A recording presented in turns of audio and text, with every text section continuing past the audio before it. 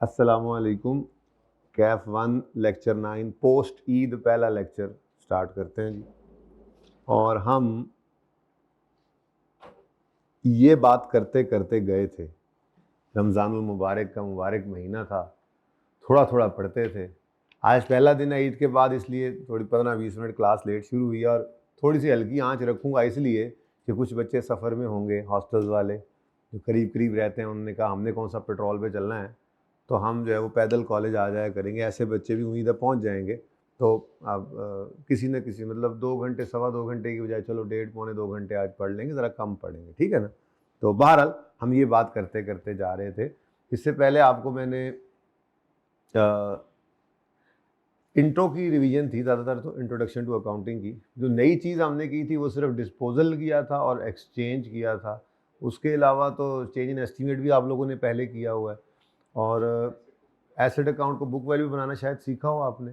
बहरहाल वो एक ऐसा काम है कि जो मैंने सिखाया था उसके बाद बस फिर अब उसकी कहानी ख़त्म है। अब आगे कुछ टॉपिक्स में यूज़ होगा। आइए 16 में नहीं यूज़ होना उसने बुक वैल्यू पे, आगे टॉपिक्स के अंदर यूज़ होगा। एंट्री का, अकाउंट का बनाना बुक वैल्यू पर, अगर एसेट अकाउंट बन रहा हो, अकाउंट कैसे बनता है, डिस्पोजल का अकाउंट कैसे बनता है, एसिड का अकाउंट कैसे बनता है, जर्नल एंट्री कैसे करते हैं, ये थोड़ा सा आगे हेल्प मिल सकती है। इसलिए चलते चलते मैंने वो भी करा दिया था कि ज़रा मेन बातें फिर चलो अब एक आध दिन पहले ईद से ना हो, वो हमने बुक वैल्यू वाला अकाउंट भी बना लिया था। फिर मैंने आपसे बात की थी, हर स्टैंडर्ड का एक इनिशियल रिकग्निशन का रूल है कि कब रिकॉर्ड करें। जैसे अब इसके बाद हम मे बी IAS 40 स्टार्ट करें, इन्वेस्टमेंट प्रॉपर्टी, उसका भी अपना ये रूल है कब कोई प्रॉपर्टी, पहले बताएगा इन्वेस्टमेंट प्रॉपर्टी होती क्या है। जैसे यहाँ पे हमने पहले दिन पढ़ा था प्रॉपर्टी प्लांट इक्विपमेंट होता क्या है। फिर अगली बात कब रिकॉर्ड करें, फिर उसके बाद किस अमाउंट पे रिकॉर्ड करें, फिर उसके बाद बैलेंस शीट डेट पर किस पे नजर आए। अब IAS 40 करेंगे तो वो भी यही कहेगा इन्वेस्टमेंट प्रॉपर्टी क्या है, फिर कब रिकॉर्ड करें, किस अमाउंट पे रिकॉर्ड करें, और बैलेंस शीट डेट पे, जिसको सब्सिक्वेंट मेजरमेंट कहते हैं, किस पे नजर आए, ठीक है। फिर IAS मे भी इसके बाद IAS 20 गवर्नमेंट ग्रांट करे, मे भी, ठीक है। तो उसके अंदर भी वो यही पूछे गवर्नमेंट ग्रांट होती क्या है, फिर इनिशियल रिकग्निशन कब रिकॉर्ड करें, मेजरमेंट कैसे रिकॉर्ड कर रहे हो, अकाउंटिंग ट्रीटमेंट्स होते हैं। तो हर स्टैंडर्ड के अंदर आपको ये नजर आएगा। IAS 16 ने सबसे पहले PPE को डिफाइन किया, हमने वो पहले दूसरे दिन में पढ़ लिया था, मुझे याद नहीं पहले दिन पढ़ा था दूसरे दिन, ठीक है। उसके बाद अगली बात कब रिकॉर्ड करें, ने कहा था जी जब फ्यूचर इकोनॉमिक बेनिफिट्स प्रोबेबल हो, कॉस्ट लायबिलिटी मेजरेबल हो, तो हम रिकॉर्ड कर सकते हैं। ये इसलिए ज़रूरी होती हैं बातें कि ज़रूरी देखो IAS 16 का सवाल जो है वो किस किस तरह से आ सकता है। IAS 16 में आपको कह दे प्रॉपर्टी प्लांट इक्विपमेंट का नोट बना दो, बनाएंगे इंशाल्लाह। अब हमने वही करना है काम, सबसे मेन काम वही है।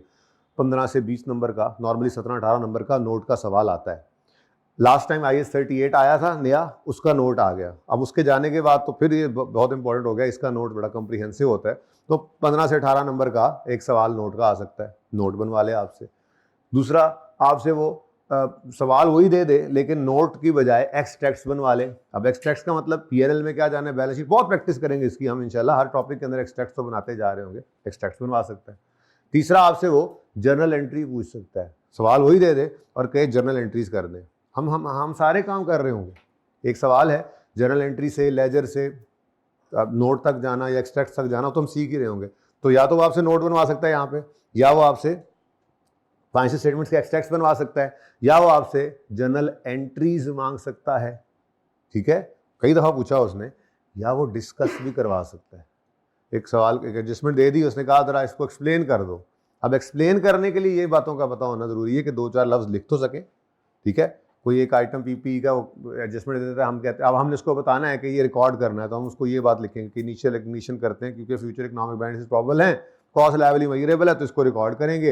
इनिशियली रिकॉर्ड किस पे करेंगे, कॉस्ट पे करेंगे। तो ये बातें इसलिए भी पता होना जरूरी है। खैर चले, कब रिकॉर्ड करते हैं जी, किसी भी आइटम PPE के किसी भी आइटम को रिकॉर्ड करेंगे जब फ्यूचर इकोनॉमिक बेनिफिट्स प्रोबेबल होंगे और cost liability measurable.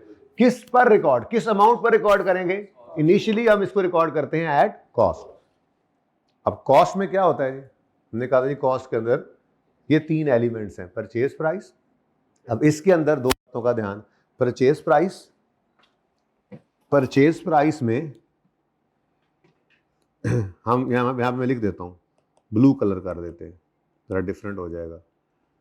Purchase price plus करते होते हैं इसके अंदर नॉन रिफंडेबल टैक्सेस, ड्यूटीज, ठीक है जी। और लेस करते होते हैं trade discount, discounts and rebates लिख देता हूँ, ठीक है, डिस्काउंट्स एटसेट्रा, ठीक है जी। तो ये परचेज प्राइस हो गई, ओके। उसके बाद ये इसी के साथ ही बोल दिया जाता है कि परचेज प्राइस, क्योंकि परचेज प्राइस पर ही टैक्सेस अप्लाई होते हैं इनवॉइस वैल्यू पे, और उसी पर ही डिस्काउंट भी मिल रहा होता है। तो purchase price plus directly attributable taxes, import duty वगैरह होगी, less trade discount, rebates if any, ठीक है।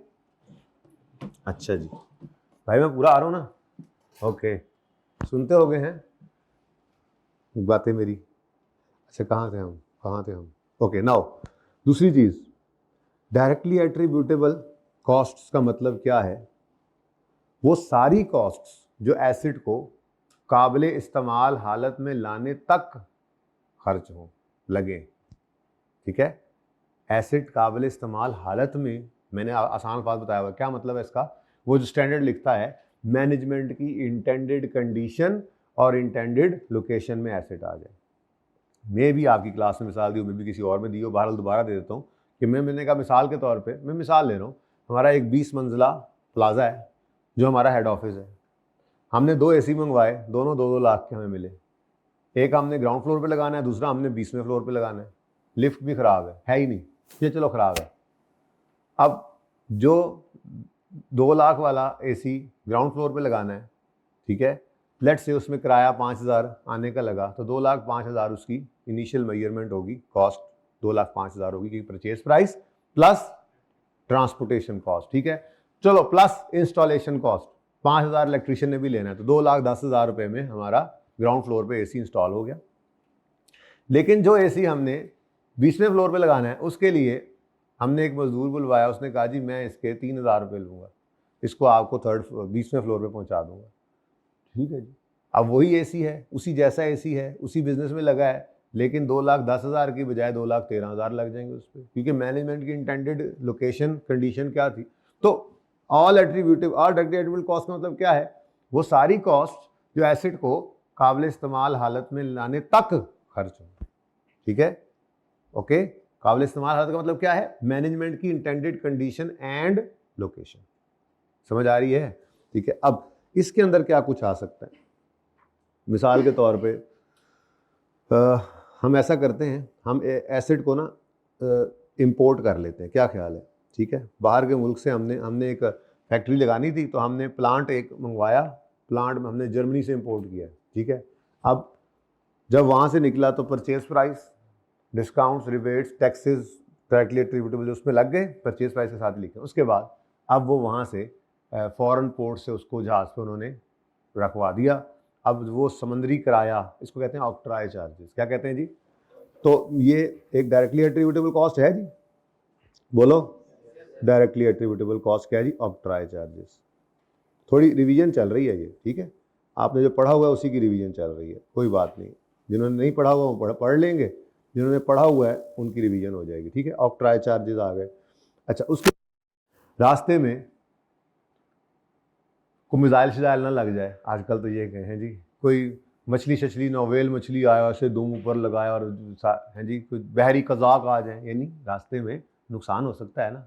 तो रास्ते के नुकसान से बचने के लिए इंश्योरेंस करवा ली जाती है, जिसको कहा जाता है इंश्योरेंस इन ट्रांजिट। लेकिन इंश्योरेंस तो एसिड कॉस्ट में ऐड ही नहीं होती।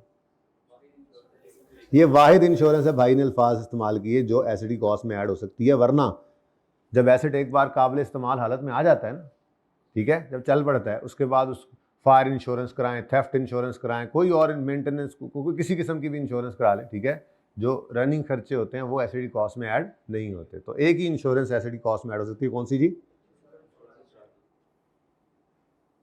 तो ऑक्ट्राय चार्जेस तो हो गए ना जी, insurance in transit. Octroi charges तो हो गए ना जी के किराया। अब इसी के अंदर चलो ट्रांसपोर्टेशन में अलग कर लूँगा, लेकिन ट्रांसपोर्टेशन हो गया, इंश्योरेंस इन ट्रांजिट हो गई, ये बड़े इंपॉर्टेंट हैं। ये आपको नॉर्मली बहुत ज़्यादा दूसरी कॉस्ट ना भी आए, ये नॉर्मली आपके सवालों के अंदर आ ही रही होती है कॉस्ट डिटर्मिनेशन करते हुए। उसके बाद जी कस्टम ड्यूटी आ गई। वैसे तो मैंने टैक्सेस ऊपर लिख दी है, पर यहाँ नहीं लिखता, ठीक है। तो अब भाई कह रहे हैं एलसी ओपनिंग चार्जेस, चलो जी पहले वही लिख देते हैं जैसे भाई फरमा रहे हैं। एलसी ओपनिंग चार्जेस समझाने की कोशिश की थी कल ई से पहले जाते जाते, ठीक है। एलसी क्या होती है, लेटर ऑफ क्रेडिट क्या होता है, इस क्या क्या अरेंजमेंट होता है, इसकी कॉस्ट क्यों ज़रूरी कॉस्ट एसिडी कॉस्ट में ऐड करते होते हैं, ठीक है। तो जो बैंक चार्जेस लेगा, याद है कुछ, बैंक जो चार्जेस लेगा इस अरेंजमेंट को, ये लेटर ऑफ क्रेडिट जो वो अरेंज करके देता है आपको, अरेंजमेंट करके देता है, एसिड मंगवा के देता है, उसके जो चार्जेस लेगा वो भी ज़रूरी खर्चा है। उसके बगैर भी एसिड हम तक नहीं पहुँचना था, ठीक है, अगर उन्हें भेजना ही कोई नहीं था। उसके बाद पोर्ट पे आ गया, तो पोर्ट पे आने के बाद क्लियरेंस, ये अब चलो क्लियरेंस ही लिख देते हैं, पोर्ट क्लियरेंस, इससे रिलेटेड जितने खर्चे भी होंगे, ठीक है, वो एसिडी कॉस्ट में ऐड कर देंगे। फिर हमने वहाँ से कराची पोर्ट से क्लियर करा लिया, क्लियरेंस के खर्चे डाल दिए, उसके बाद फिर हम उसको लाहौर में लगाने का सोच रहे हैं ये फैक्ट्री, तो ट्रांसपोर्टेशन आगे भी पड़ेगी जी। वो ट्रांसपोर्टेशन जो आपको कराची पोर्ट से लाहौर तक लाने के लिए एसिड को लगी, ज़रूरी खर्चा है। फिर यहाँ पे आपने साइट प्रिपेयर की, खुदाई शुदाई की, बुनियादें डाली, उसके ऊपर अब आपने उस प्लांट को इंस्टॉल करना है, ठीक है, स्पेशल साइट को प्रिपेयर करें, तो site preparation, installation, site preparation, installation, फिर भाई कह रहे हैं कंसल्टेंट भी लिखें जी, कोई हमने इंजीनियर बुलाए हुए हैं, कंसल्टेंट्स हैं, वहाँ से आए हैं, अलग पैसे ले रहे हैं, या हमने यहीं से अरेंज किए हैं, तो कंसल्टेंट की फ़ी जो है वो भी एक ज़रूरी खर्चा है। उसके बाद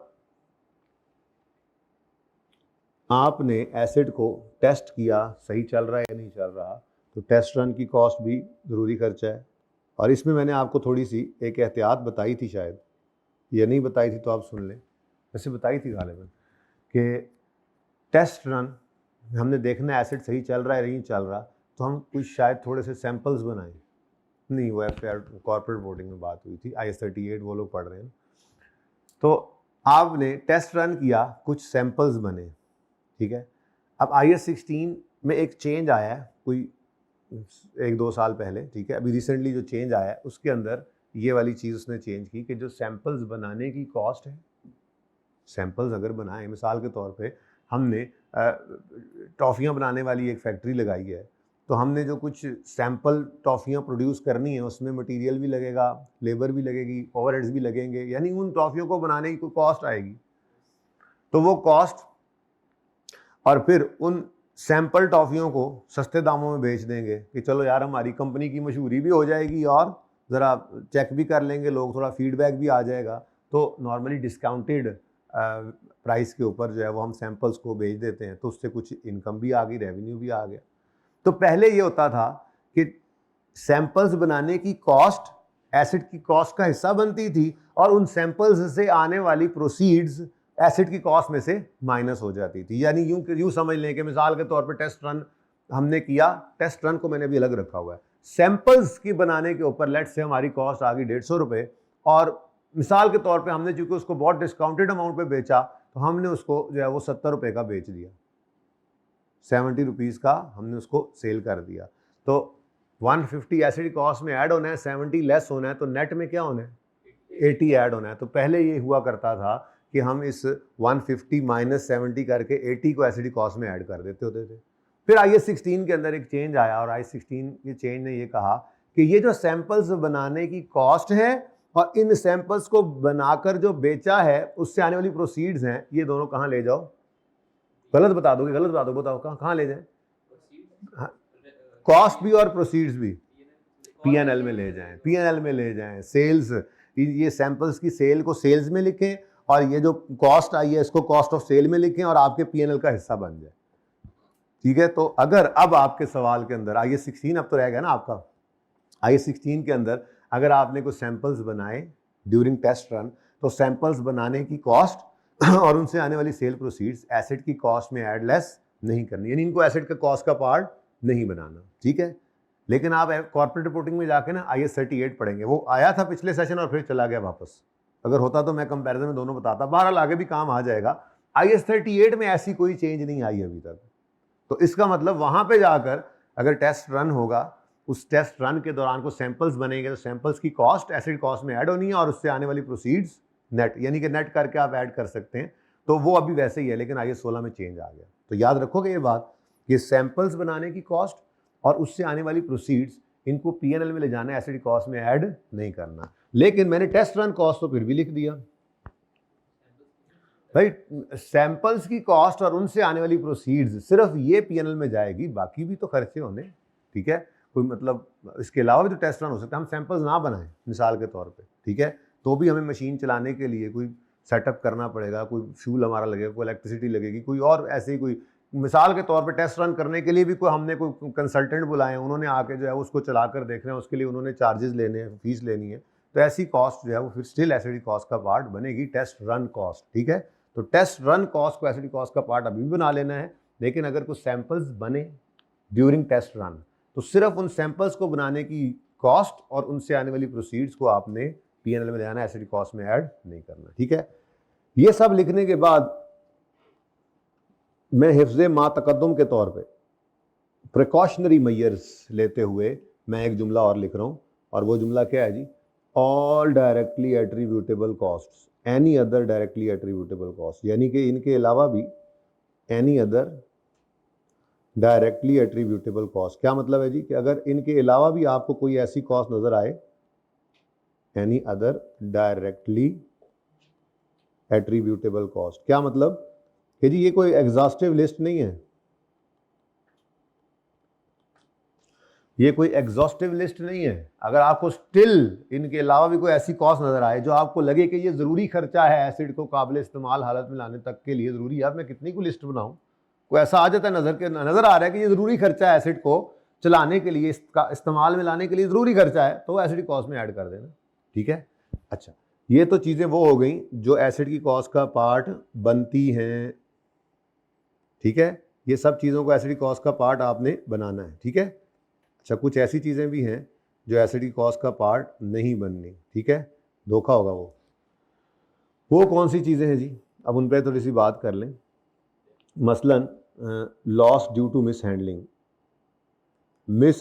की वजह से कोई खर्चा आ गया, आप इंस्टॉल कर रहे थे अपना, mishandling, loss due to mishandling लिखना चाहिए, चलो खैर, loss due to mishandling, किसी भी किस्म का लॉस, आप एसी घर पे उठाकर ला रहे थे, मिस हैंडलिंग, आप एसी ला रहे थे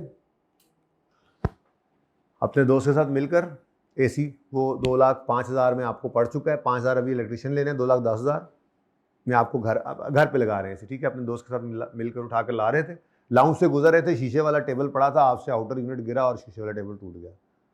अब अम्मा की जूती तो चलो छोड़ो, उससे बच के मुझे बताओ, क्या मिसाल के तौर पे उसकी कॉस्ट, शीशे का टेबल था, उसकी कॉस्ट थी लेट से 25,000 रुपये, तो क्या करें, एसिड कॉस्ट में ऐड कर दें। ऐसे ही आप कोई प्लांट इंस्टॉल कर रहे थे तो उसकी इंस्टॉलेशन के दौरान आपसे कुछ इक्विपमेंट जो है वो मिसाल के तौर पे डैमेज हो गया, उसको यूज़ कर रहे थे उस इक्विपमेंट को उसकी इंस्टॉलेशन में, और वो डैमेज हो गया, तो क्या करें, उसको एसिड कॉस्ट में ऐड कर सकते हैं? नहीं। आप रास्ते में ला रहे थे अपना एसिड, रास्ते में आपने कोई लॉ वायलेट, इशारा तोड़ दिया, चलान हो गया, एसिड कॉस्ट में ऐड कर दें? नहीं भाई, चलान को जरूरी तो नहीं था एसिड को काबिल इस्तेमाल हालत में लाने के लिए, आपके अपनी वजह से, आपकी अपनी जो है वो मिस हैंडलिंग, आपके अपना कसूर है, ठीक है ना जी। आप लोगों के कसूर की वजह से कोई एबनॉर्मल लॉस आपको हो जाता है तो वो आपका P&L के अंदर लॉस है, P&L में जाएगा, एसिड की कॉस्ट में ऐड नहीं होना, ठीक है। और मसलन एक चीज़ होती है डेमरेज चार्जेस, वैसे तो मैंने अभी कभी देखा नहीं इसको कि ये नज़र आया हो, मुझे नज़र आना रुक गया है, वैसे अगर कभी आ भी जाए तो डेमरेज, लेकिन इससे चलो समझा तो लूँगा ना। एक डेमरेज चार्जेस कहते हैं जी, आपके पोर्ट के ऊपर चीज़ आ गई है और एक ख़ास टाइम तक, एक गिवन टाइम होता है जिसमें आपने उसको उठाना होता है, अगर आप उसको वहाँ से नहीं पिक करते तो फिर वहाँ पर उसके चार्जेस पड़ने लग जाते हैं, लेट उठाने के कुछ चार्जेस, पेनल्टी एक तरह से, तो ये भी वही होगी, कोई पेनल्टी, कोई चार्जेस इस तरह के जो आपकी जो है वो आपकी वजह से हुए हैं, आपकी सुस्ती की वजह से पड़ रहे हैं, तो वो एसिड कॉस्ट में ऐड नहीं करने। हाँ, खर्चा है आपका। और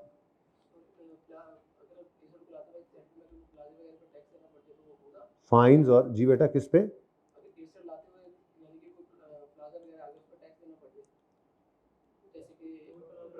टोल प्लाजा, तो वो तो बेटा ट्रांसपोर्टेशन का ही हिस्सा बन जाता है, वो तो ज़रूरी खर्चा है, ठीक है। मिसाल के तौर पे आप यहाँ से इस्लामाबाद जा रहे हैं अपनी गाड़ी पे, और आपका यहाँ से जाने और आने का जो फ्यूल लगना है, लेट्स से वो 10,000 रुपये लगना है, ठीक है, तो क्या आप 10,000 रुपये ही लेकर घर से निकलेंगे? आप खुद पता है ना कि मोटरवे पे आपने जाना भी और आना भी है तो 2,000 तो आपका वो लग जाना है, ठीक है, टोल टैक्स। तो वो टोल टैक्स भी आपकी ट्रांसपोर्टेशन का हिस्सा बन जाता है। तो अगर आपकी ट्रांसपोर्टेशन का कोई अरेंजमेंट होता है नॉर्मली, तो वो दोनों तरह से हो सकता है। वो कह सकता है जी फ्यूल जो है वो आप डलवाएं, टोल टैक्स आप डलवाएं, मुझे बस ये किराया दे दें। वो कह सकता है लम सम इतना है, तो वो उसी के अंदर ही चीज़ें होती हैं। टोल इज़ लाइक ट्रांसपोर्टेशन, वो ट्रांसपोर्टेशन में सिर्फ फ्यूल तो नहीं आएगा, ठीक है ना, तो ये इसका हिस्सा ही है। तो फाइन पेनल्टीज नहीं है, इशारा नहीं तोड़े हो, ओवर स्पीडिंग नहीं करके जुर्माना करवा लेना, वो नहीं शामिल करेंगे, ठीक है। अच्छा, उसके बाद मसलन यहाँ पर ही लिख देता हूँ, सैंपल्स की कॉस्ट और उसका रेवेन्यू, प्रोसीड्स, रेवेन्यू, ये कहाँ जाएंगे? एसिड की कॉस्ट में ऐड नहीं करेंगे। बाकी आप लोगों को मैंने रीड करने के लिए ये दिया था, ऐसे ही है। तो इसमें और भी चीज़ें होंगी, जैसे इनिशियल ऑपरेटिंग लॉस लिखा होगा लफ्स, ऐसे ही कुछ चीज़ें हैं जो एसिड की कॉस्ट में ऐड नहीं होती, तो वो ज़रा एक नज़र देख लेते हैं। आप लोगों में से कितने बच्चों ने इसको पढ़ने की जहमत की? Okay, good. कोई क्वेश्चंस? अच्छा, तीसरी चीज़ ज़रा देख लें। तीसरी चीज़ क्या है जी? तीसरी चीज़ क्या है जी? Dismantling cost. अब डिसमेंटलिंग कॉस्ट का मतलब क्या है? आपने जो एसिड इंस्टॉल किया, ठीक है, स्टैंडर्ड तो इस बारे में ये लिखता है कि अगर आप लीगली ऑब्लाइज्ड हैं टू डिसमेंटल। अब ये मैंने आपको मिसाल के तौर पे कहा था, वैसे तो पहली बात ये है कि IS 37 में आपने कॉर्पोरेट रिपोर्टिंग में पढ़ना है, ठीक है ना। प्रोविजंस का स्टैंडर्ड है, उसी के अंदर ही आपको ये पता लगेगा कि आप प्रोविजन यानी कि आज ही लायबिलिटी बुक करते हैं कब? जब आप आज कोई ऐसा इवेंट कर चुके हैं, पास्ट इवेंट है, जिसकी वजह से आपके ऊपर कोई ऑब्लिगेशन पड़ गई है, वो लीगल भी हो सकती है, कंस्ट्रक्टिव भी, ठीक है, जिसकी वजह से फ्यूचर में आपके आउटफ्लो प्रोबेबल है। अब ये IS 37 में आपने पढ़ना है। तो मैंने सादा बात आपको ये बताई कि जहां आपने इंस्टॉल किया प्लांट, उस मुल्क का लॉ है कि यहाँ पर आप जब जहाँ पे आप मिसाल के तौर पे आप ऑयल एक्सट्रैक्शन के लिए आए हैं, तो जब आप यहाँ से जाएंगे तो साइट को रिस्टोर करके, ठीक है, और प्लांट को डिसमेंटल करके जाएंगे, साफ सुथरी जगह करके जानी है आपने। जो गंद डाला है, गंद साफ करके जाना है। तो अगर वो 10-15 साल बाद आपने करना है, तो वो क्योंकि लीगली ऑब्लाइज्ड है, आज ही आप इंस्टॉल करते ही ऑब्लाइज हो गए हैं, तो इंस्टॉल करते ही फिर वो डिसमेंटलिंग की कॉस्ट जो है वो भी उसके लिए आप लायबल है, तो वो एसिडी कॉस्ट में ऐड करनी है। लेकिन अब डिसमेंटलिंग कॉस्ट पड़ी होती है फ्यूचर 10 साल, 15 साल, 20 साल बाद, और आप खड़े होते हैं आज, तो फ्यूचर की कॉस्ट का एस्टीमेट जो होता है उसकी प्रेजेंट वैल्यू निकाल के उसको एसिडी कॉस्ट में भी ऐड किया जाता है। ये है डिसमेंटलिंग कॉस्ट की प्रेजेंट वैल्यू, ठीक है। लेकिन मैंने आपको अर्ज किया था कि आपके सिलेबस से बाहर की बात है, स्टैंडर्ड में चूंकि लिखा हुआ है किताब में, कि अपने एक तीसरा आइटम है, तो मैंने भी ऐसे ही लिख दिया। तो अगर आपको वो अव्वल तो आएगा नहीं, सवाल के अंदर ये लिखा हुआ आएगा नहीं, आ जाता है तो बस सिंपली उसको उठा के ऐड कर देना।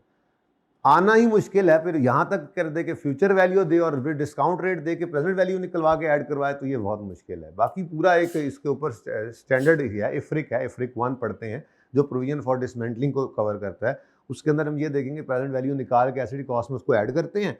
फिर जैसे जैसे वो वक्त के करीब जाते हैं, वो अनवाइंडिंग ऑफ डिस्काउंट इंटरेस्ट के नाम से बुक होती है। लेकिन ये आपके सिलेबस से बाहर की बात है, आपने सिर्फ इतना याद रखना है, अगर कोई present value future dismantling cost के लिए आप लीगली ऑब्लाइज्ड हैं, तो present value of dismantling cost जो है वो ऐड हो जाती है एसिड कॉस्ट, ठीक है, ओके। अच्छा, अब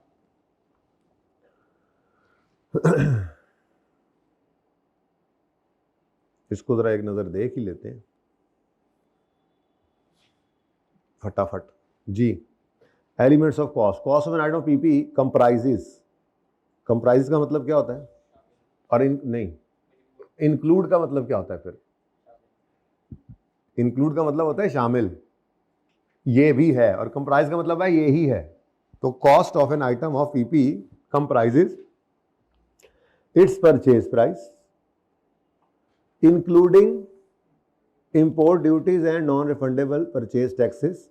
लेकिन आफ्टर डिडक्टिंग, इंक्लूड क्या करा रहा है? ड्यूटीज और नॉन रिफंडेबल परचेज टैक्सेस। लेकिन एक्सक्लूड क्या करा रहा है? After deducting trade discounts and rebates और सब्सिडी। लिख दिया था हमने, ठीक है। तो नंबर 1 परचेज प्राइस हो गई। Number 2 the directly attributable costs of bringing asset to the location and condition necessary for it to be capable of operating in the manner intended by management. काबिल इस्तेमाल हालत में इसको मैंने कहा, ठीक है. These directly attributable costs may include employee costs, मतलब तनख्वाहें वगैरह, ठीक है.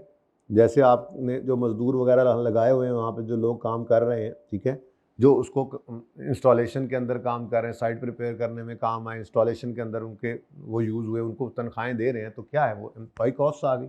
अराइजिंग डायरेक्टली एम्प्लॉय कॉस्ट, वो इसका मतलब पता है क्या है, मसलन अराइजिंग डायरेक्टली फ्रॉम इंस्टॉलेशन और कंस्ट्रक्शन का मतलब समझिएगा.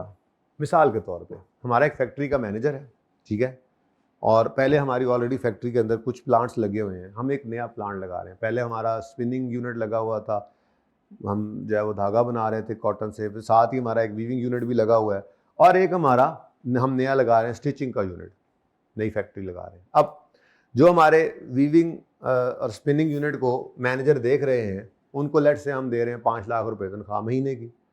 अब हमने उनको कहा भाईजान ये नया प्लांट लग रहा है, स्टिचिंग यूनिट लग रहा है, तो इसकी इंस्टॉलेशन को भी आपने ही सुपरवाइज करना है, ठीक है, बस करना है आपने, आपकी एक्स्ट्रा जिम्मेदारी है. तो कितनी कॉस्ट इसकी सैलरी देखो ना, अब 3 हिस्से हो गया ना, 6 लाख तनख्वाह से जरा राउंड कर लेते हैं, 6 लाख तनख्वाह उसको दे रहे थे, तो अब तीसरा हिस्सा तनख्वाह का यानी 2 लाख रुपए पर मंथ ये इस एसेट की कॉस्ट में ऐड करना चाहिए ना. मसलन 3 महीने तक इंस्टॉलेशन चलती रही स्टिचिंग यूनिट की, तो 3 महीने के हिसाब से 2-2 लाख उसकी तनख्वाह में से 6 लाख उसकी टोटल तनख्वाह है. तो मैंने कहा जी 1/3, तकरीबन तीसरी फैक्ट्री है ना, 1/3 2 लाख निकाल के 2 6 लाख रुपए एसेट कॉस्ट में ऐड करना चाहिए, है ना. गलत, हम उसको 6 लाख तनख्वाह दे रहे हैं, वो स्टिचिंग यूनिट की इंस्टॉलेशन को सुपरवाइज करे या ना करे, जाग के बैठे हैं, ठीक है. नींद आ रही है भाई, जाग जाओ, सफर करते रहो रात को. हाँ, थोड़ा सा बस परेशान कर दिया ना, अब जाग जाएगा. अच्छा जी, 6 लाख रुपए भाई उसकी तनख्वाह है, तो स्टिचिंग यूनिट की इंस्टॉलेशन को जो है सुपरवाइज करे या ना करे, वो तनख्वाह तो उसको जानी है, तो इसलिए उसकी तनख्वाह का कोई हिस्सा भी एसिडी कॉस्ट में ऐड नहीं करना. लेकिन अगर हमने उसको कहा कि भैया इंस्टॉलेशन हो रही है, इधर नया प्लांट लग रहा है, तो आप ना जो है वो शाम को 3-4 बजे जब फ्री हो जाते हैं, उसके बाद आपने तकरीबन 2 घंटे यहाँ पर सुपरविजन करनी है, हम आपको इसका एक्स्ट्रा पर मंथ जब तक ये काम चलता रहेगा 1 लाख रुपए पर मंथ आपको देते रहेंगे. अब ये 1 लाख रुपए क्या है, अराइजिंग डायरेक्टली फ्रॉम इंस्टॉलेशन और कंस्ट्रक्शन, ठीक है. तो ये तो मैंने एक मिसाल दे दी ना आपको अपने मैनेजर की. इसके अलावा जो लोग काम ही इसी के ऊपर कर रहे होंगे, तो वो एम्प्लॉय बेनिफिट्स उनके तो लाजमी आने, वो तो राइजिंग डायरेक्टली फ्रॉम कंस्ट्रक्शन या इंस्टॉलेशन है ही. इवन एग्जिस्टिंग एम्प्लॉय शक पड़ता है ना, उसके अंदर जो ऑलरेडी काम कर रहे थे उनको तनख्वाह मिल रही थी, एक्स्ट्रा काम ये करवा लिया, डायरेक्टली एट्रीब्यूटेबल कॉस्ट कोई नहीं आई, ठीक है ना. तो जो इस काम के ऊपर लगने से उनको जो एक्स्ट्रा पे किया हमने, वो हम एसिडी कॉस्ट में ऐड करेंगे. इसका मतलब होता है directly, arising directly from installation और कंस्ट्रक्शन. समझ आई. अच्छा, उसके बाद cost of site preparation. Initial कहते हैं जब पहली बार आया है एसेट, वो डिलीवरी एंड हैंडलिंग चार्जेस, यानी कि वो जो ट्रक वाले ने किराया लिया, फिर जब वो आया प्लांट, तो ऐसे थोड़ी है कि उसने ऐसे करके जैक उठाना है और प्लांट नीचे फेंक के चले जाना है. फिर बाकायदा आगे से क्रेनें मंगवाएंगे, लोग मंगवाएंगे, और वो बड़े प्यार मोहब्बत से उसको सारे को उतार के रखेंगे. तो ये इसके भी चार्जेस होते हैं. कोई टीम आएगी तो हैंडलिंग चार्जेस, ठीक है. Initial delivery and handling charges आ गए, हैंडलिंग कॉस्ट आ गई. इंस्टॉलेशन असेंबली की कॉस्ट आ गई, इंस्टॉलेशन एंड असेंबली जोड़ रहे हैं उसको. फिर टेस्टिंग कॉस्ट आ गई, टेस्ट क्या कर रहे हैं, वेदर एसेट सही परफॉर्म कर रहा है या नहीं कर रहा. इसमें छोटी सी एक्सेप्शन आपको बता दी, अगर कोई सैंपल्स बन जाएं इस टेस्ट रन के दौरान, अव्वल तो नहीं करवाता, ये कर ले टेस्ट, ठीक है, वो सिर्फ टेस्ट रन कॉस्ट अगर दे देगा तो ऐसे ही कॉस्ट में ऐड कर देना. लेकिन अगर टेस्ट रन के दौरान, अब ज़हन में सवाल आता है ना, सैंपल्स के अलावा क्या कॉस्ट हो सकती है भाई, अगर होगी तो अलग बताएगा ना. वो यूँ कहेगा टेस्ट रन की कॉस्ट लेट से 1 लाख रुपए है, और ड्यूरिंग टेस्ट रन हमारे सैंपल्स प्रोड्यूस हुए हैं, सैंपल्स प्रोड्यूस करने की कॉस्ट आई है 20,000, और उनको बेचने से हमें रेवेन्यू आया 15,000. तो वो 20 और 15 इग्नोर कर देना, और टेस्ट रन की कॉस्ट अलग से जो गिवन हुई उसको ऐड कर लेना. बस इतनी सी बात याद रखें, ठीक है. तो टेस्ट रन की कॉस्ट आ गई कि ऐसे सही चल रहा है या नहीं चल रहा. और professional fees such as architect, surveyor, कोई भी कंसल्टेंट हो, उनकी जो पैसे हैं वो भी एसिड कॉस्ट में ऐड हो जाएंगे. तो ये क्या है, ये कुछ एग्जाम्पल्स उन्होंने दी हैं. डायरेक्टली एट्रीब्यूटेबल कॉस्ट में इंक्लूड, उसमें ये शामिल हो सकती हैं, ठीक है। और तीसरी चीज क्या है जी, initial estimate of cost of dismantling. Initial estimate, आज खड़े होकर एस्टीमेट लगा रहे हैं, ठीक है, of cost of dismantling and removing the asset and restoring the site on which it is located, for which entity incurs legal or constructive obligation। अब constructive obligation क्या होती है, ये भी IAS 37 में पढ़ेंगे, ठीक है, लीगल भी वहीं पे पढ़ेंगे। बस सादा बात, अगर ऑब्लिगेशन है, आप लाइबल हैं किसी भी वजह से, तो वो आपको आज ही ऐड करना पड़ेगा डिसमेंटलिंग कॉस्ट को भी, ठीक है। सही हो गया, हाँ जी, इसको पढ़ा, ये समझ आया? कोई क्वेश्चन नहीं था आप लोगों का, पढ़ के आए हैं? लास्ट पे तो जब पहुंचेंगे, फिलहाल यहां तक तो बताओ। तो देखो, for example, when land is acquired certain cost are necessary and should be part of cost. These cost include cost of land. जमीन खरीदी है तो उसकी कॉस्ट में क्या क्या शामिल हो सकता है भी, जमीन की कॉस्ट जितने की खरीदी, फिर टाइटल एंड लीगल फीस, मतलब ट्रांसफर करना है, अपने नाम कराना है तो कोई ट्रांसफर फी आ गई, कोई और स्टैंप ड्यूटी आ गई, कोई और लीगल कॉस्ट आ गई, ठीक है। फिर साइट प्रिपेयर कर रहे हैं, like grading and draining and survey cost etcetera, जो मतलब उस साइट को सीधा पधरा करने के लिए। जैसे मिसाल के तौर पे आपने एक लैंड खरीद ली, अब ₹1,00,000 पर एकड़ के हिसाब से, लेकिन वो सारी उबड़ खाबड़ जगह है और बिल्कुल भी वो काबिल काश्त नहीं है, आपने उसके ऊपर फिर पर एकड़ ₹2,00,000 लगा लिए, तो ये भी उसकी कॉस्ट का पार्ट बनेगी। बिल्डिंग तो बनी नहीं है, लैंड तो आपने फॉर एग्रीकल्चर ली है, तो उसको इंटेंशन क्या है, एग्रीकल्चर के काबिल बनाना है, तो वो भी डायरेक्टली एट्रीब्यूटेबल कॉस्ट ही है ना, कि ऊबड़ खाबड़ जगह, ऊंचे नीचे टीले, झाड़ियाँ उगी हुई हैं, वहाँ पे क्या आपने एग्रीकल्चर करनी है।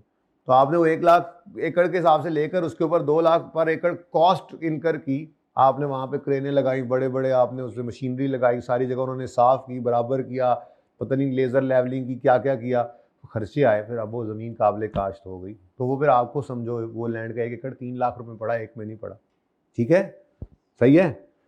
All of these cost may be consider necessary to get the land ready for its intended use, ठीक है। अच्छा, फिर उसके बाद जैसे सेल्फ कंस्ट्रक्टेड एसेट होते हैं, मसलन बिल्डिंग आप बना रहे हैं, तो the cost of self constructed asset is determined using same principle as for an acquired asset. कहता है जैसे खरीदने वाले एसेट की के लिए जो है वो आपने रूल लगाए थे ना कि उसको काबिल इस्तेमाल हालत में लाने तक के खर्चे आपने एसेट कॉस्ट में ऐड करने हैं, बिल्कुल वैसे ही अगर खुद सेल्फ कंस्ट्रक्ट कर रहे हैं, ठीक है, आप बनाते रोड्स हैं, आपने कहा चलो बुलडोजर भी खुद ही बना लेते हैं, तो बना ले भाई, क्या होगा, मटेरियल लेकर आए, लेबर लगी, ओवरहेड्स लगे, जो खर्चे उस पर हो रहे हैं, जो उसको काबिल टेस्ट, इवन टेस्ट रन तक जो उसके अंदर खर्चे लगे, जो उसको इंटेंडेड यूज तक लाने के लिए इनकर हो रहे हैं, उसी एसेट कॉस्ट में ऐड कर। आप बिल्डिंग बना रहे हैं तो बिल्डिंग के अंदर जितने खर्चे भी हैं, ठीक है, आपने बुनियादें खुदवाई, आपने उसके ऊपर जो है वो कंस्ट्रक्शन की कॉस्ट इनकर की, लेबर भी लगी, ओवरहेड्स भी लग रहे हैं, ठीक है, कॉन्ट्रैक्टर ने को अलग पैसे लिए, जितने भी खर्चे हो रहे हैं उस बिल्डिंग को काबिल इस्तेमाल हालत में लाने तक के लिए वो एसेट कॉस्ट में ऐड हो जाएंगे, ठीक है। ये हमने भी पढ़ना है IAS 23। आपने आज तक कभी ऐसा नहीं देखा था कि एसिडी कॉस्ट में इंटरेस्ट ऐड हो, ऐसा ही है ना, लोन का इंटरेस्ट एसिडी कॉस्ट में ऐड करते हैं, बोलो, आप अपने प्रीवियस नॉलेज को सामने रखते हुए बताएं। आपने मिसाल के तौर पे एक जो है वो आपने एक क्रेन खरीदनी थी अपनी फैक्ट्री के अंदर लगाने के लिए, ठीक है, अब वो क्रेन बड़ी महंगी, 2 करोड़ की क्रेन आनी थी मिसाल, वो बड़ी बड़ी क्रेनें होती हैं, ठीक है, तो आपके पास पैसे नहीं थे, आपने वो क्रेन बैंक से लोन लेकर खरीद ली। बैंक ने जो लोन दिया है वो आपने कुछ अरसे में आहिस्ता आहिस्ता बिजनेस से कमा के पैसे वापस करना और इंटरेस्ट भी देना है, तो वो इंटरेस्ट उस क्रेन की कॉस्ट में ऐड होना चाहिए, नहीं होना चाहिए, ठीक है। अब ये बात आपको समझ आएगी जब हम ये स्टैंडर्ड पढ़ेंगे। असल कहानी पूरी बात पहले आपको पता नहीं थी ना, बचपन था, ठीक है। IAS 23 चलो क्या कहता है थोड़ा सा बता दूँ। IAS 23 ये कहता है अगर एसेट बनने में अच्छा खासा अरसा ले और उस एसेट को बनाने के लिए आप लोन लें तो उसका इंटरेस्ट एसेट कॉस्ट में ऐड हो सकता है। मसलन आप यही क्रेन खुद बनाते, बनने में 6 महीने लग जाते, आपने अपनी फैक्ट्री में बनाई मिसाल के तौर पर, ये चलो आसान करते हैं, आपने अपना हेड ऑफिस खुद, बिल्डिंग खुद कंस्ट्रक्ट की, बनने में 6-8 महीने लग गए, और इस बिल्डिंग को बनाने के लिए आपने पैसे लिए, बैंक से लोन लिया और उस पर इंटरेस्ट दिया, तो वो इंटरेस्ट कोई खास अरसे का उस एसेट, उस बिल्डिंग कॉस्ट में ऐड हो सकता है। लेकिन जो रेडी स्टेडी एप्पल गो एसेट होते हैं ना, इनके ऊपर जो इनको अगर आपने लोन लेकर भी आपने इनको खरीदा है तो इस लोन के इंटरेस्ट को एसिड कॉस्ट में ऐड करने की इजाज़त नहीं है। वेट कर लें IAS 23 बोरिंग कॉस्ट का, ठीक है। मैंने अभी ये जुमला वैसे पढ़ाया नहीं जान के, ठीक है। तो फिलहाल आप उसी प्रीवियस नॉलेज पे रहें। प्रीवियस नॉलेज है ये कि इंटरेस्ट ऑन लोन एसिड की कॉस्ट में ऐड नहीं होता, क्योंकि आपने बात ही इतनी सी पढ़ी हुई है। अगली बात अभी पढ़ी नहीं है आपने। अगर एसिड बनने में अच्छा खासा अरसा लेगा तो बात बदल जाएगी, ठीक है। तो वो वहीं पे जाके फर्क बताऊंगा फिर आपको इन दोनों का। फिलहाल आप अपने प्रीवियस नॉलेज पे पक्के रहें। क्या आप जिसको शक है इस बात पे बोल दो बेटा, कोई बात नहीं। पहले पढ़ा हो ये चीज कंफ्यूज कर रही है, निजी इंटरेस्ट को एसिड कॉस्ट में ऐड करें। असल में ना मसला पता है क्या है, एसिड जब हम खरीद के लाए तो वो तो रेडी टू यूज था। तो हम यहाँ पे पढ़ेंगे अभी कि एसिड की कैरिंग अमाउंट के अंदर कॉस्ट को हम ऐड करना रोक देते हैं जब वो इंटेंडेड कंडीशन लोकेशन में पहुंच जाए। जैसे आपने एक प्लांट खरीदा, एक व्हीकल खरीदा, ठीक है, आपने गाड़ी खरीदी। अब वो गाड़ी खरीद कर ले आए, आपको खरीदने के ऊपर लेट से आपको उसकी इनवॉइस वैल्यू थी 50 लाख, आपने उसकी रजिस्ट्रेशन कराई, आपके लग गए 3 लाख। उसके बाद कुछ और छोटे मोटे ज़रूरी खर्चे थे, आपने कोई कोशिश करा ली, कुछ ऐसा लटरम पटरम, 55 लाख में आपको गाड़ी पड़ गई। अब आप गाड़ी घर ले आए, ठीक है। अब वो 55 लाख वाली गाड़ी जो है वो आपने बैठ के रोज़ कॉलेज आना है, ठीक है। तो उसका आपने फ्यूल डलवाना है, हर महीने बाद आपने उसकी मेंटेनेंस के लिए वर्कशॉप भेजना है। तो ये कॉस्ट भी उसकी कॉस्ट में ऐड कर लेनी चाहिए ना। फ्यूल की कॉस्ट क्या ख्याल है, फ्यूल जितना महंगा हो गया है 2 साल में गाड़ी की कीमत तो डबल हो ही जानी है कॉस्ट। बेटा नहीं, रनिंग एक्सपेंसेस हैं ये। जब एसिड एक बार रेडी टू यूज हो जाता है ना तो उसकी कॉस्ट के अंदर चीज़ों को ऐड करना रोक देते हैं, उसके बाद फिर बाकी रनिंग कॉस्ट हैं, ठीक है ना। तो ये इसलिए ज़रा थोड़ा सा इंटरेस्ट ऐड ना होने वाली बात। बहरहाल आगे IAS 23 में पढ़ेंगे। फिलहाल सादा बात क्या है, अगर लोन आपने लिया है एसिड खरीदने के लिए और उस लोन पे इंटरेस्ट पे किया है तो प्रीवियस नॉलेज इंट्रो वाला यूज़ करते हुए अभी बताएं क्या उस इंटरेस्ट को एसिड कॉस्ट में ऐड करते हैं? नहीं करते, अभी फिलहाल नहीं करते। फिर IAS 23 बोरिंग कॉस्ट में जाएंगे तो तफसील भी पढ़ेंगे ये कब हो सकता है, ठीक है। Examples of cost that are not cost of an item of PPE, क्या चीजें नहीं होनी चाहिए? Cost of opening a new facility. Cost of opening a new facility का मतलब क्या है? आपने जनाब देख पका दी, जनाब वहां पे कुछ छुरियां पटाखे चला दिए, गुब्बारे लगा दिए, आपने आप लोगों को बुला लिया मशहूरी करने के लिए, आओ भी आपकी दावत है, दावत आम है जी, कैसिडी कॉस्ट में ऐड नहीं होना, ठीक है। Cost of introducing a new product और सर्विस, ठीक है, वही वाली बात आ गई, इंटरचेंजेबल ही है। Cost of conducting business in new location और with new class of customer, ठीक है जी। KPK वालों ने कहा सर आप वहीं पे आके पढ़ाया करें हमें, हमने यहाँ पढ़ने नहीं आना, बहुत दूर पड़ता है हमें, अब आप आए। तो फिर हमने कहा अच्छा यार फिर हमें पश्तो ही सिखा दो। हमारे सारे स्टाफ को जनाब KPK वाले तो कुछ दोस्तों ने पश्तो सिखाई। अब वो ट्रेनिंग कॉस्ट है, कॉलेज वालों को ट्रेनिंग कॉस्ट इनकर करनी पड़ी अपने सारे स्टाफ को पश्तो सिखाने के लिए, क्योंकि वहाँ पे जाके अब उन्होंने पढ़ाना है, ठीक है। तो वहीं पे जाके पढ़ाना है। ये अब क्या है, कंडक्ट करना है बिजनेस न्यू लोकेशन या कंडीशन या न्यू क्लास ऑफ कस्टमर के साथ। तो कॉलेज वालों को ये जो कॉस्ट पड़ी, this is just like training cost, ये एसिड कॉस्ट में ऐड नहीं करेंगे, ठीक है। बेशक वन ऑफ हो, मतलब एसिड रेडी हो जाए, ठीक है, इवन एसिड रेडी हो जाए तो उस एसिड को चलाने के लिए ज़रूरी है उसकी ट्रेनिंग, लेकिन हम ट्रेनिंग कॉस्ट को एसिड कॉस्ट में ऐड नहीं करते, ऑपरेशनल खर्च है, क्योंकि एसिड रेडी टू यूज़ हो गया। जी बेटा,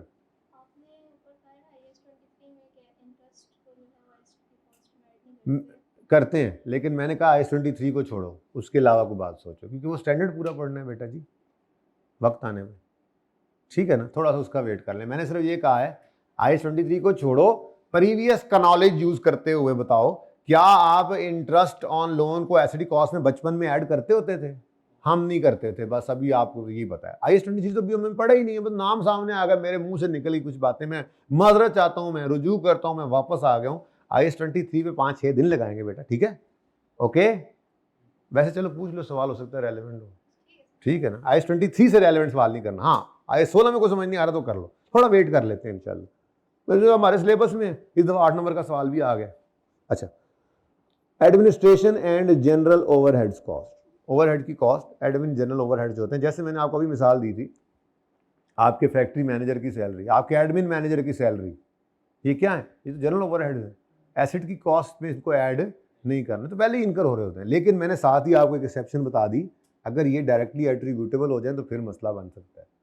उनको जो एडमिन मैनेजर साहब को सैलरी जा रही है हर महीने, कोई मसला नहीं है, लेकिन अगर एडिशनल कोई आपको इसकी सुपरविजन के लिए आपने उनको एक्स्ट्रा पे किया है उस सैलरी से हटके, तो वो बन जाएगा इस एसेट से डायरेक्टली रिलेटेड, तो वो एसेट कॉस्ट में ऐड कर देंगे। ठीक है, सही है।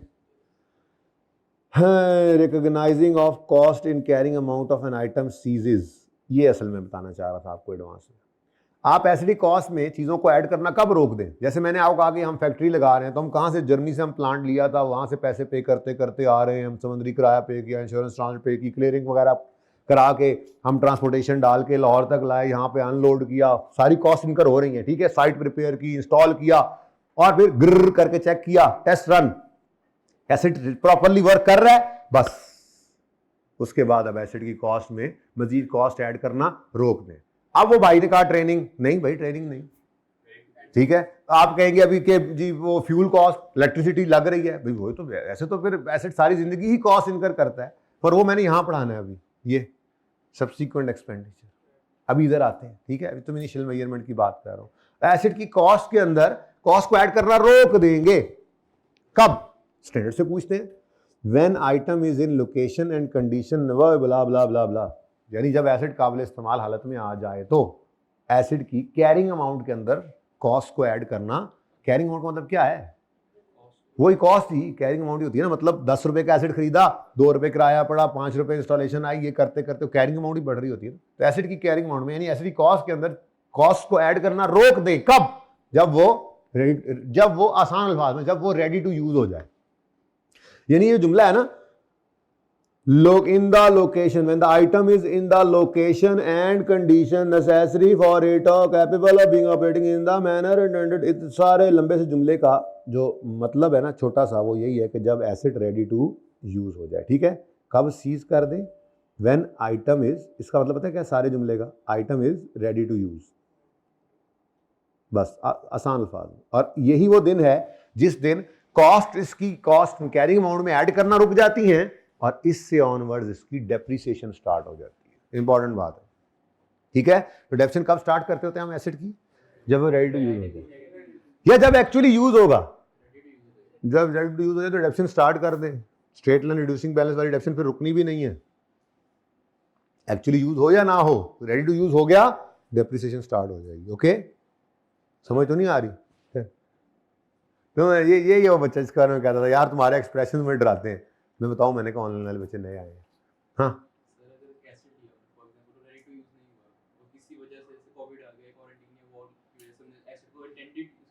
मैं मिसाल के तौर पे, मैं आपकी मिसाल के तौर पे आपको मिसाल देता हूँ, आपकी मिसाल के तौर पे। कॉलेज वालों ने जनरेटर लिया एक नया, इनके 2 जनरेटर ऑलरेडी लगे हुए थे या 3 जो भी थे, ठीक है। अब एक पुराना इन्होंने रिटायर करना है, उन्होंने कहा जी अगले सेशन में रिटायर करेंगे। फिलहाल नया जनरेटर सस्ता मिल रहा था, इन्होंने मंगवा लिया, इंपोर्ट कर लिया, ठीक है। अब ये जनरेटर आ गया, रखे कहाँ, जगह नहीं है। तो साथ वाली बिल्डिंग वालों से बात की, उन्होंने कहा ठीक है जी रख लेते हैं, लेकिन हर महीने का 15,000 रुपये किराया लगेगा इसका, यहाँ रखने का हमारे पास। तो ठीक, अब 6 महीने तक ये पड़ा रहेगा, तो फिर 6 महीने में कितना, 90,000 आ गया। बोलो, अब ये जो है वो जनरेटर आया था 25 लाख का मसलन, तो अब इनको तो 25 लाख 90,000 में पड़ गया ना? नहीं, यही स्टैंडर्ड कहता है, ठीक है, कि ये क्या है, ये एसिड किसी वजह से रेडी टू यूज तो था, लेकिन किसी वजह से आपने यूज नहीं किया, तो वो भी आपका खर्चा उस एसिड कॉस्ट में ऐड नहीं करेंगे। आगे पढ़ाता हूँ, यहीं पे आ जाता है इंशाल्लाह, ठीक है। तो डेप्रिसिएशन आउटडेट हो गया, मतलब अब इस्तेमाल नहीं होना ना? नहीं, कैसे नहीं है इंटेंडेड यूज? मसलन हाँ हाँ हाँ, तो जो उसकी वैल्यू डिक्रीज है, उसको डेप्रिसिएशन अभी आपने यूज करना है या बेचना है? अब उसको और यूज करना है ना, तो कोई बात नहीं, आप उसको यूज तो पहले से आप रिकग्नाइज कर चुके थे, तो उसको इंपेयरमेंट टेस्ट से गुजार लें, वो स्टैंडर्ड भी अभी पढ़ना है। अदर देन यूज, अगर आप कहते हैं कि उसकी वैल्यू में डिक्रीज आता है, किस वजह से आ सकता है? इंपेयर हो सकता है एसिड। आज 36 में पढ़ेंगे इंशाल्लाह इंपेयरमेंट, ये भी हमारे सिलेबस में। पढ़े पढ़े इंपेयर हो जाती है चीज। इंपेयर होने के लिए क्या चोट लगना जरूरी है? ये जो भाई ने लफ्ज इस्तेमाल किया ना ऑब्सोलीट, ये भी एक इंडिकेशन ऑफ इंपेयरमेंट है। नई टेक्नोलॉजी आ गई, पढ़े पढ़े नहीं भी होता। आप आज मोबाइल लेके आए, दूसरों ने नया नया लॉन्च मॉडल कर दिया, आपकी किस्मत मेरी किस्मत, हम क्या कर सकते हैं, हम तो खुशी खुशी लेके आए थे, ठीक है। ऑब्सोलीट हो गया ना, ऑब्सोलीट होना भी एक इंडिकेशन है कि एसेट इंपेयर हो जाएगा, लेकिन ये स्टैंडर्ड भी अभी हमने पढ़ना है, ज़्यादा छेड़े ना मुझे। हाँ जी, यहाँ से अभी आपने कहा था कि जगह नहीं थी तो दूसरी बिल्डिंग के ऊपर वो आगे पढ़ाता हूँ। जनरेटर हाँ, तो साइट प्रिपरेशन तो अभी तक टेक प्लेस की नहीं, तो नहीं जनरेटर के लिए कौन साइट प्रिपेयर करनी है यार, ला के रखना होता है ना, जनरेटर ला के रखना है, एसिड की नेचर है ना। ये तो वही बात हो गई कि कॉफ़ी शॉप कह रहा हूँ, कॉफ़ी मशीन खरीद के लाए हैं, तो उसकी इंस्टॉलेशन के लिए जी हम वेट कर रहे हैं, वहाँ से नुमाइंदा आएगा तो इंस्टॉल करेगा। यार स्विच लगा दो, कुछ चीज़ें सिंपल होती हैं, इंस्टॉलेशन सिंपल होती है, स्ट्रेट फॉरवर्ड होती है, और कुछ कॉम्प्लेक्स होती है। ये बड़ा इंपॉर्टेंट क्वेश्चन है, लेकिन अगेन फ्यूचर में, ये तो इस पर्चे में भी नहीं पढ़ेंगे, आप आगे जाके पढ़ेंगे कहीं पे, ठीक है। एक मिनट, ये इंस्टॉलेशन दो तरह की थी। अब जो इंस्टॉलेशन स्ट्रेट फॉरवर्ड है उसका वेट नहीं करते, एसिड को जो है वो सेलर जो है वो सेल भी पूरी बुक कर लेता है। लेकिन जो स्ट्रेट फॉरवर्ड नहीं होती ना इंस्टॉलेशन, जिसके बगैर चल ही नहीं सकता एसिड, तो वो फिर सेलर भी वेट करता है कि जब इंस्टॉलेशन होगी चलेगा तो फिर ही मैं सेल बुक करूँगा। लेकिन IFRS 15 में पढ़ना है जी बेटा।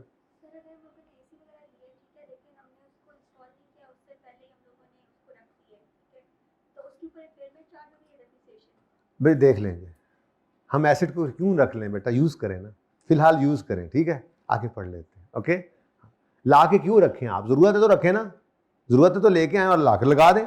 किसी वजह से नहीं किया तो भाई वो फिर आपने रिकॉर्ड किया ही नहीं किया, इंपॉर्टेंट तो ये। अब अगर आप कोई चीज़ खरीद के ले आए तो रिकॉर्ड तो आपको करना ही पड़ेगा। अगर कर लिया है तो इन एसेट्स की नेचर ही ऐसी है कि जिस दिन ये आ गए हैं उस दिन ये डेप्रिसिएट होना शुरू हो जाएंगे। आपकी कॉस्ट तो इनकर हो गई ना, सुस्ती ना करें ना, यूज़ करें। यूज़ नहीं करेंगे तो वैल्यू तो लूज़ करता जाएगा पड़े पड़े।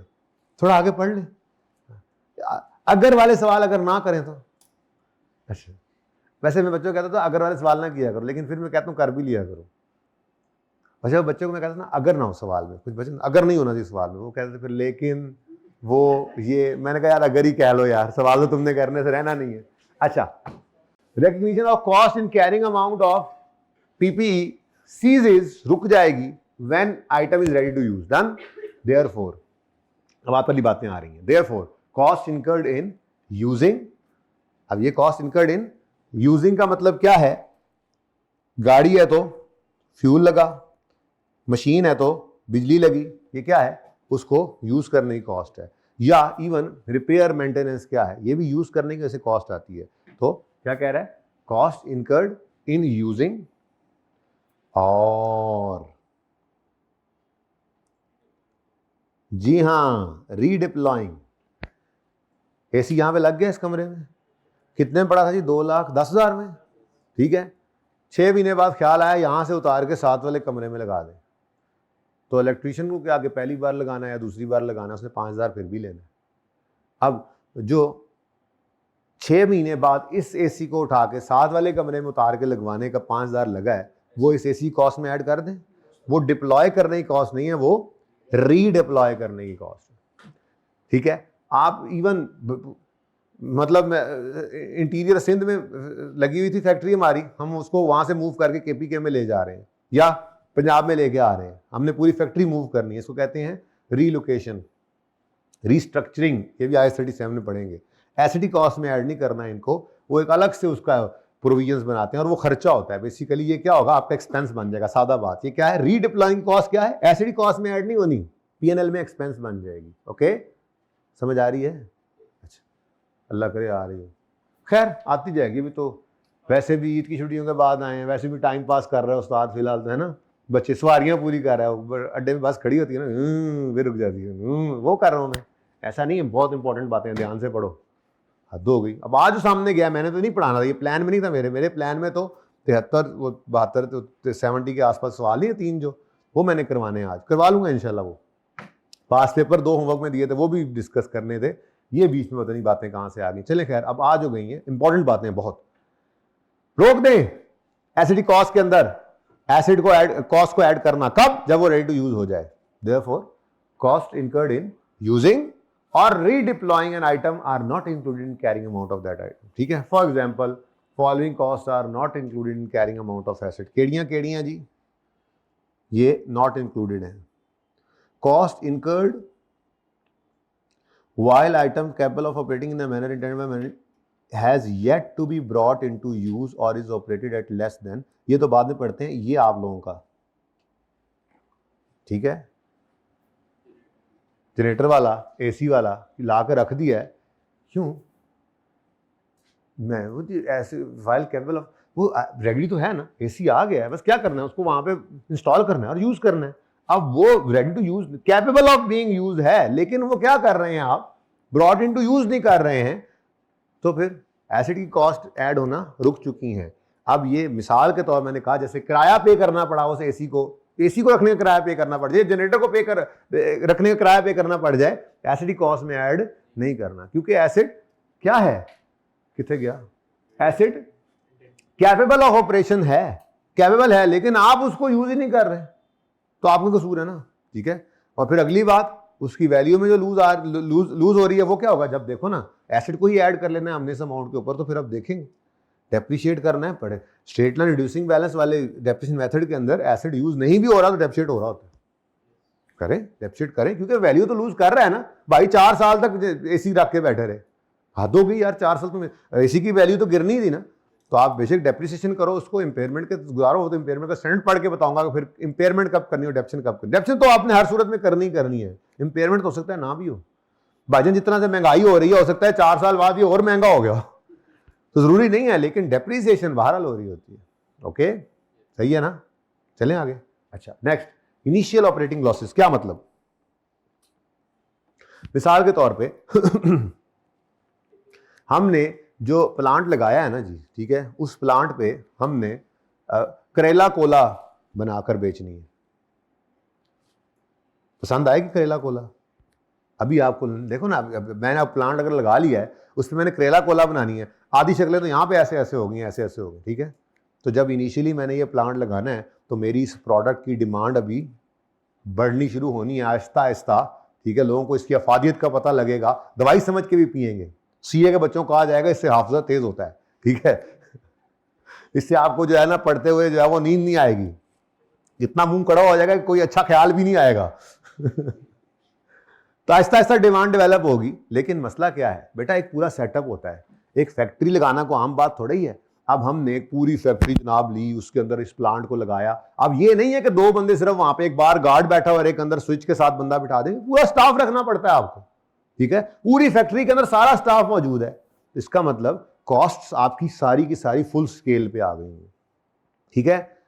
आपने मतलब 50 मुलाजमीन भी फैक्ट्री में रख लिए हैं, और उसके बाद आपकी रनिंग खर्चे भी सारे के सारे हो रहे हैं, बिजली गैस से सारे खर्चे हो रहे हैं। तो मिसाल के तौर पे आपका जो है वो मंथली खर्चा हो रहा है इस वक्त 50 लाख रुपए, लेकिन अभी आपका करेला कोला बिक रहा है शायद सिर्फ 10 लाख रुपए का।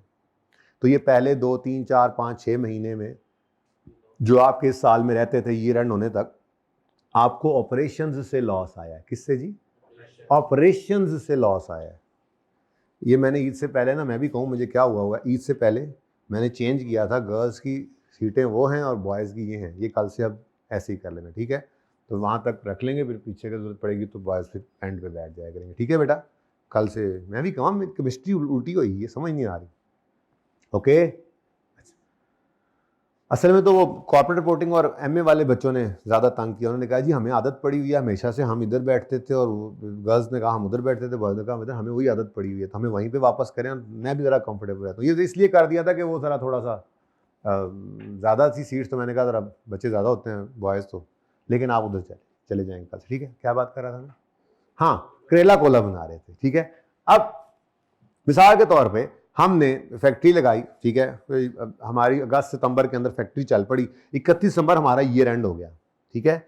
अब ईयर एंड जब हमने किया तो हमने ये देखा हर महीने कॉस्ट हमें पड़ी थी, सितंबर, अक्टूबर, नवंबर, दिसंबर, हर महीने कॉस्ट हमें पड़ी थी 50-50 लाख, तो 2 करोड़ हमारी कॉस्ट आई।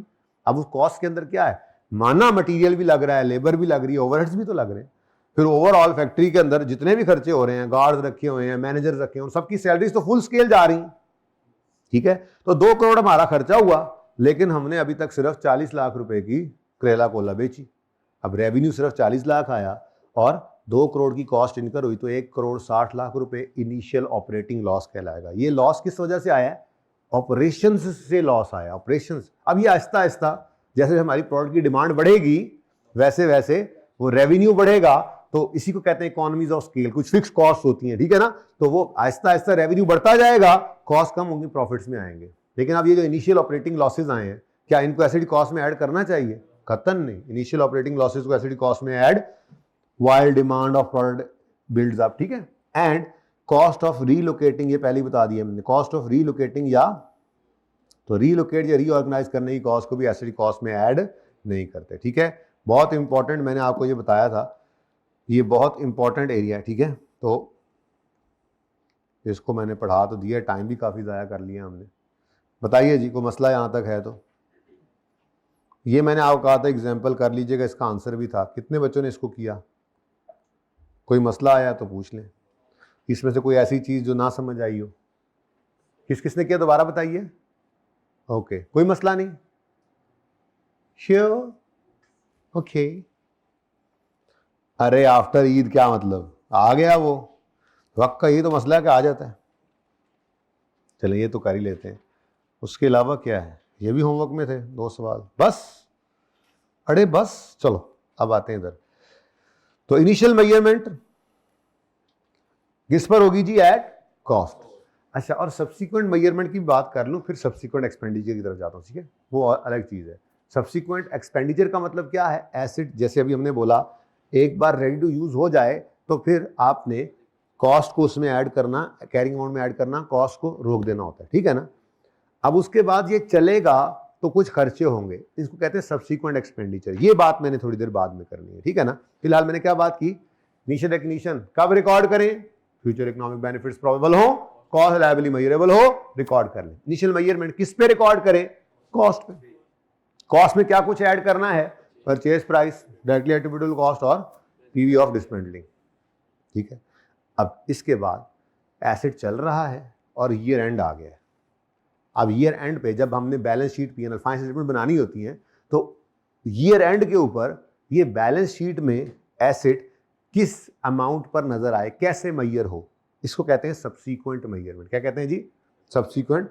सब्सीक्वेंट एक्सपेंडिचर नहीं, वो तो जब एसेट रेडी टू यूज हो गया, चलने लग गया, तो कुछ खर्चे हो रहे थे, उसको कहते हैं सब्सीक्वेंट एक्सपेंडिचर। उसकी डिस्कशन अलग है। फिलहाल ये पूरी कहानी क्या है? इनिशियल रिकग्निशन कब रिकॉर्ड करें, इनिशियल मेजरमेंट किस अमाउंट पे करें, और subsequent measurement balance sheet date पर किस अमाउंट पर नजर आए या कैसे मैयर करें इसको, ठीक है। Reporting date, balance sheet date, year end पर इसको कैसे मैयर करना है, ओके। तो ये भी यहीं पे कर लेते हैं, यहां पे करके।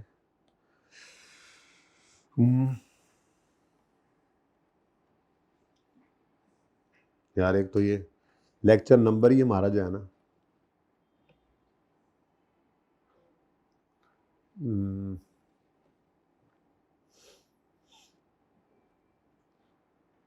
चलें यहीं पे लिख देते हैं, subsequent measurement.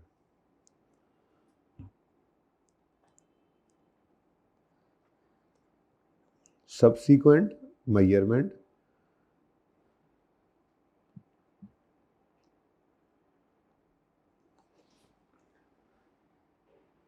Balance sheet date पर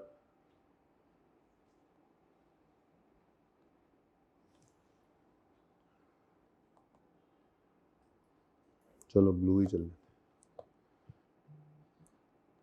बैलेंस शीट में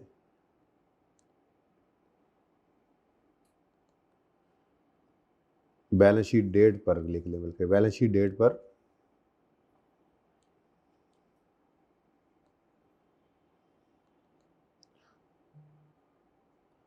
किस तरह रिकॉर्ड करें, किस तरह शो करें। तो बेटा इसके अंदर अब 2 ऑप्शंस स्टैंडर्ड देता है, ठीक है। सब्सीक्वेंट मेजरमेंट के 2 मॉडल्स स्टैंडर्ड यहाँ पे अलाउ करता है। एक है कॉस्ट मॉडल, जो आप पढ़ के आए हैं। सब्सीक्वेंट मेजरमेंट किस तरह शो करें? एट कॉस्ट, यानी कॉस्ट मॉडल क्या है? कॉस्ट पर शो करें, लेकिन जाहिर सी बात है एसिड ने due to use Aahista Aahista वक्त गुजरने के साथ साथ वैल्यू में वैल्यू भी लूज़ होनी होती है। उसकी कॉस्ट को, एसिड की कॉस्ट को आहिस्ता आहिस्ता एक्सपेंस आउट भी कर रहे होते हैं, जिसको हमने क्या नाम दिया था? डेप्रिसिएशन। तो ये एसेट हमारी बैलेंस शीट में, आपको याद होगा बचपन में पढ़ के आए, नज़र आया करता था अपनी बुक वैल्यू पे। बुक वैल्यू कैसे निकलती है? कॉस्ट माइनस, ठीक है, जाग रहे हो? जागते रहना। अच्छा, तो at cost cost model use करते हुए अगर हमने इसको रखना है तो फिर इसको हम शो करेंगे कॉस्ट लेस अक्यूमुलेटेड डेप्रिसिएशन। और पूरा अगर आपको अब फॉर्मूला बताऊँ ना, जो अंग्रेज़ी हुआ करती थी पूरी, असल में स्टैंडर्ड पे आप देखेंगे ना कॉस्ट मॉडल में वो लिखा हुआ है कि asset shall be shown at cost less accumulated depreciation less accumulated impairment loss if any. तो बल्कि उसकी जगह छोड़ देता हूँ मैं फिलहाल, ठीक है। और जब इंशाल्लाह मैं IAS 36 आपको पढ़ाऊँगा ना, यहीं पे वापस आऊँगा, यहीं पे वापस आकर मैं आपको हमें कहूँगा कि यार देखो ये लाइन हमने छोड़ी थी, इस पे आज लिख लें फ़लाँ चीज़, तो वो फ़लाँ चीज़ हम यहाँ पर लिख लेंगे, ठीक है ना जी, ओके। तो फिलहाल तो हमने जो पढ़ा हुआ है आज तक वो यही है, cost less accumulated depreciation book value होती है, ऐसे ही।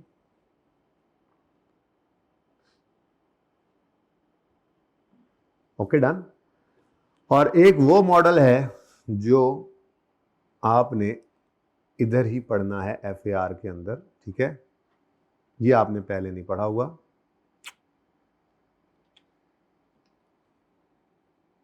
और ये है रीवैल्यूएशन मॉडल। कौन सा मॉडल जी? Revaluation model. असल में ना जिस दिन पढ़ाऊंगा थोड़ी सी बात करूंगा, मोतरजीन ने एतराज़ किया था कि ये अकाउंटेंट्स अजीब मखलूक है, इनकी किताबों में एसेट नज़र आ रहा है किताबी वैल्यू पे, बुक वैल्यू। भाई वो को फेयर वैल्यू होती है, कोई कॉस्ट होती है, कहते हैं ना असल वाली कॉस्ट पे शो करते हैं, ना आज जिस वैल्यू पे वो है उस पे शो कर रहे हैं, कोई अजीब सी वैल्यू है, किताबी वैल्यू, बुक वैल्यू कहते हैं उसको। तो मोतरजीन का एतराज़ दूर करने के लिए स्टैंडर्ड ने हमें एक ऑप्शन दिया था। ये ज़रूरी नहीं है, ऑप्शन है, आप चाहें तो कॉस्ट मॉडल पे रहें, चाहें तो भाई 1 मिनट पार्ट 2 शुरू करते हैं, चाहें तो रीवैल्यूएशन मॉडल पे। कौन सा मॉडल जी? तो रीवैल्यूएशन मॉडल है दूसरा मॉडल, ये इंशाल्लाह हम कल शुरू कर देंगे। आज तो ना हो पाया, हसरत उन मॉडल्स पे जो बिन खिले मुरझा गए, आज हम नहीं शुरू कर पाए रीवैल्यूएशन मॉडल को, लेकिन कल इंशाल्लाह शुरू हो जाएगा ये। हो भाई,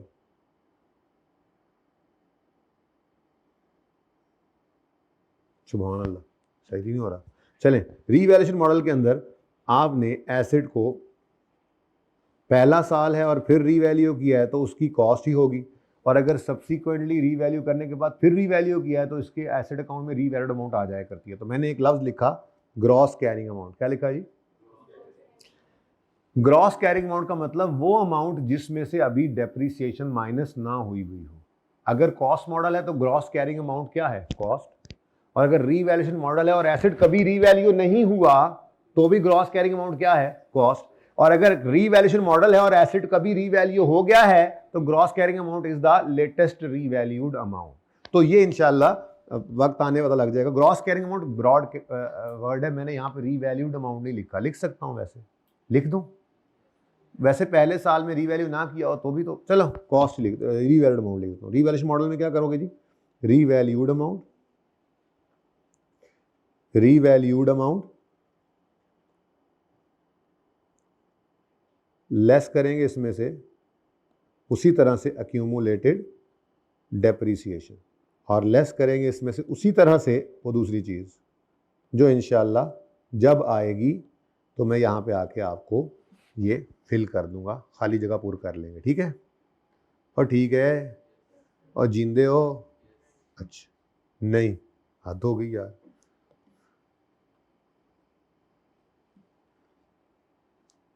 ठीक है बच्चों, तो मैंने एक लफ्ज़ यूज़ किया था लेकिन फिर मैंने मिटा दिया, जब नोट बनाएंगे तो वहाँ पे फिर मैं यही यूज़ करूँगा। बहरहाल ग्रॉस कैरिंग अमाउंट लफ्ज़ लिख तो दिया ना, एक बार ज़रा आपके नोटिस में आ जाता है ना, फ़ायदा ही हो जाता है फिर उससे। चलो,